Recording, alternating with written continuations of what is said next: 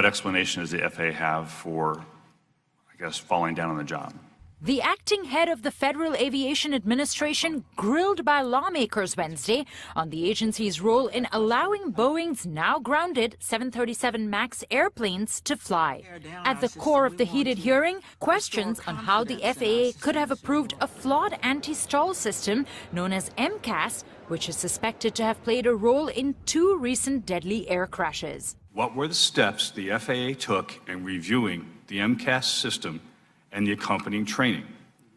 Because I've asked it now 3 times, and I'd be blunt with you, sir, with all due respect, I haven't gotten a direct answer, and the committee deserves it.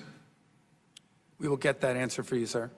Lawmakers also brought up media reports that pilots weren't aware of how the crucial software worked. Mr. L., how can it be that we didn't tell the pilots about MCAS and implore them to be aware of it in the situation? This was the system that was put in to allow there to be what was arguably a new airplane to compete with Airbus, and we didn't tell the pilots?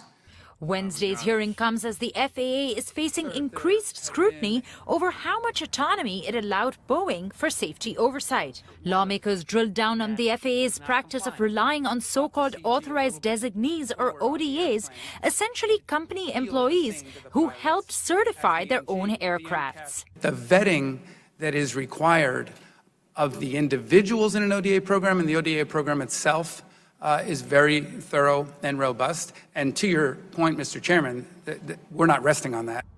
In March, an Ethiopian Airlines 737 MAX crashed shortly after takeoff, killing all 157 people on board. And 5 months earlier, a Lion Air flight went down in Indonesia, killing 189 people, prompting airlines and regulatory agencies around the globe to ground their 737 MAX fleets. I believe it was every country grounded the MAX before we did. Every country. FAA is data-driven, risk-based systems approach. We don't deviate from that. So the opposite of data is common sense? The other countries acted on what looked like with common sense? Boeing says it's hoping to obtain FAA approval for a software fix as quickly as late May, sources told Reuters. U.S. carriers are playing it safe for now, canceling flights through early August.